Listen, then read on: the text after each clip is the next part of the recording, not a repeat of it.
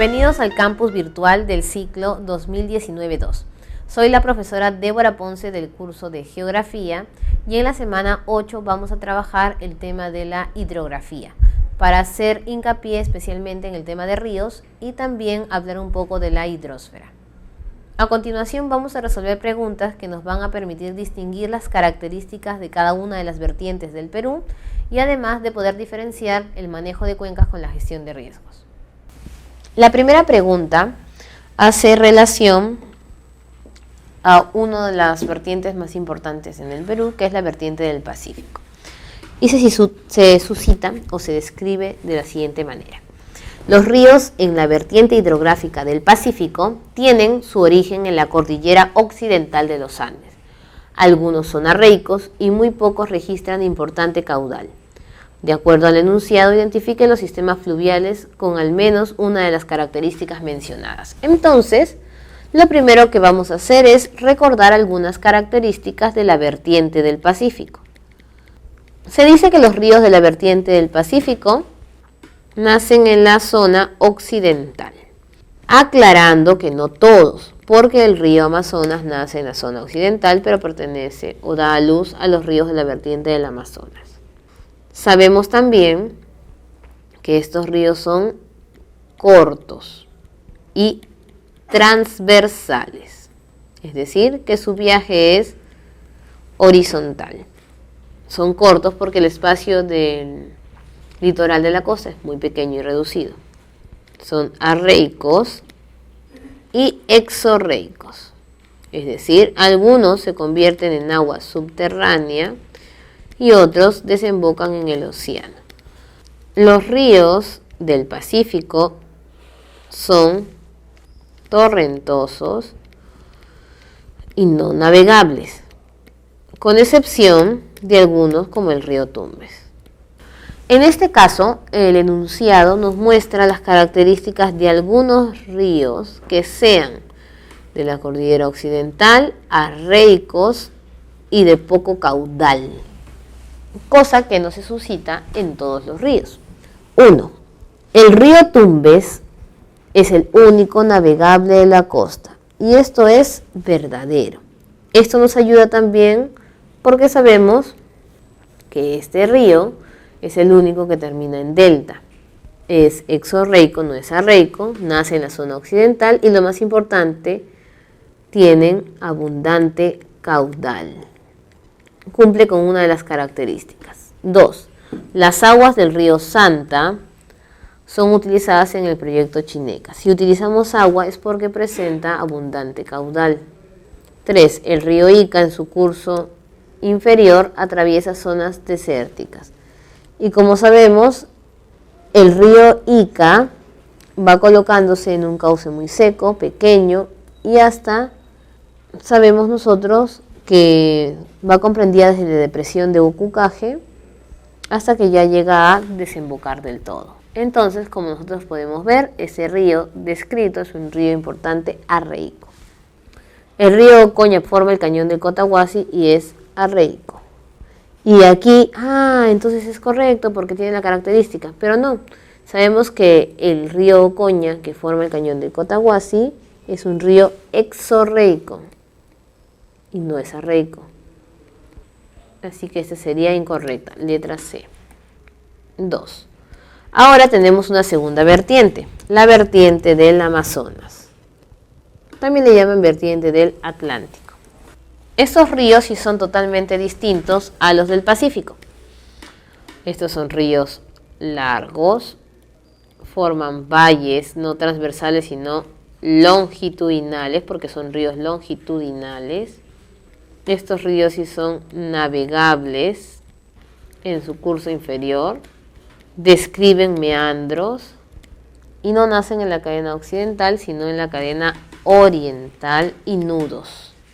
Tienen abundante caudal. La pregunta es la siguiente. Determina el valor de verdad de los siguientes enunciados relativos a los ríos de la vertiente hidrográfica del Atlántico.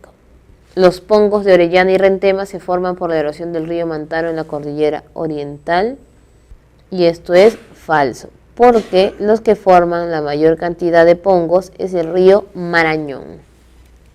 que forma más de 16 pongos. La central hidroeléctrica Santiago Antúnez de Mayolo utiliza las aguas del Mantaro. Y esto sí es real, porque el Mantaro abastece a las dos centrales hidroeléctricas más importantes, que es Santiago Antúnez de Mayolo y Restitución. 3. El río Urubamba forma el Valle Sagrado de los Incas, y esto también es correcto. La zona de Urubamba es considerada la zona más fértil y el mejor valle. El río Madre de Dios desemboca en Bolivia con el nombre de Gels. Y como sabemos nosotros, el afluente más largo del río Marañón es el Madeira. Por lo tanto, nos quedamos con la letra B. 3. Vecinos de los distritos de Lurín, Pachacamac y Cieneguilla vienen realizando marchas por el creciente aumento de desmonte y basura en la cuenca baja del río Lurín. A eso se suma la nula intervención de las autoridades para tomar medidas inmediatas y frenar con estas acciones que afectan con la calidad de vida de la población. Se encuentra la intervención de autoridad del ANA. ¿Es viable y factible la participación de dicha institución?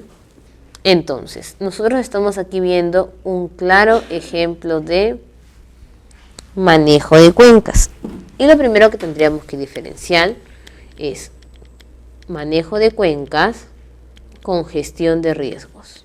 Y los puntos son precisos. El manejo de cuencas hace alusión al cuidado del río y sus recursos.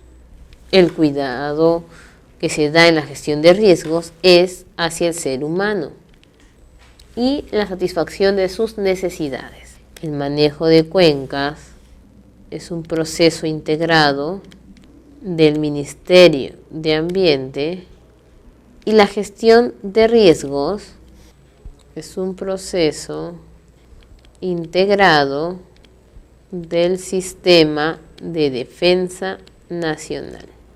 Muy bien, entonces, en este caso, frente al desmonte y basura que se está dando en el lugar, que es afectar el ambiente, y en este caso tratan ellos de ver la intervención de la ANA. ¿Puede o no puede la ANA? Primero, ¿a dónde está escrito la autoridad de la ANA? Y como sabemos nosotros, se encuentra escrito al Ministerio de Agricultura. Entonces, todos dirán, ¿puede participar si no está directamente en el Ministerio de Ambiente?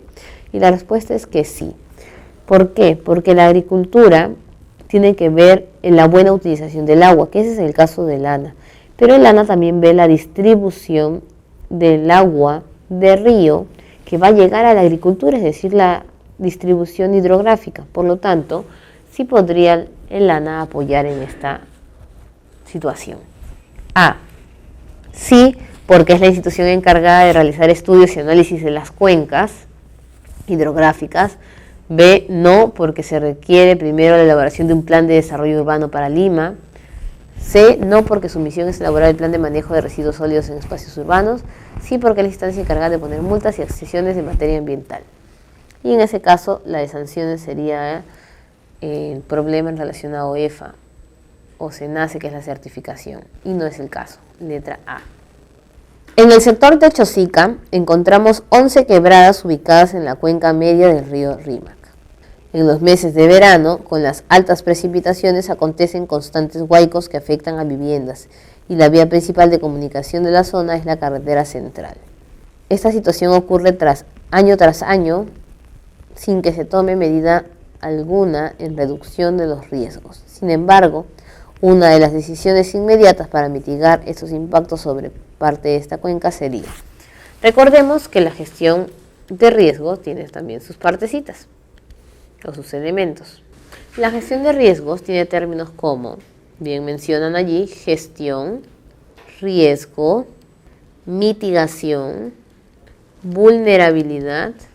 Entonces, la gestión es el trabajo de las autoridades de forma oportuna durante y al final para evitar los daños en las personas y obviamente en la satisfacción de sus necesidades. El riesgo va a ser la pérdida o afección posible. La mitigación es la reducción del riesgo, es reducción de pérdidas. La vulnerabilidad son los más afectados. En una cifra estadística nos faltaría el término peligro, que no es nada más y nada menos que la amenaza, que obviamente es de corte natural. Muy bien, ahora, ¿cuál sería lo adecuado para evitar los daños constantes por los huaicos de verano? A. Construir servicios básicos en zonas de mayor exposición a riesgos a fin de apoyar a la población de manera inmediata. Si es una zona de mayor afección, sería ilógico colocar mayores construcciones. Realizar un constante mantenimiento de los muros de contención en las diversas quebradas sin descolmatar los cauces. Cuando sabemos que todo proceso tiene una situación de descolmatación para que estos muros sean construidos luego de ser debidamente observada toda la zona. Instruir y orientar a la población asentada en el cauce para que pueda recibir donaciones. La idea no es solo la donación, sino evitar los daños que van a venir cada año. Reubicar las viviendas situadas en alto riesgo y reglamentar las que no puedan ser habitadas. Para evitar, ¿qué cosa? Los daños que siempre se dan en el lugar, es decir, mitigar los riesgos. Letra D. Bueno, jóvenes, hemos terminado el bloque de estudio de las capas o subsistemas principales de la Tierra, que son geósfera, atmósfera e hidrosfera, y la próxima semana iniciamos el bloque de la biosfera con el estudio de los biomas.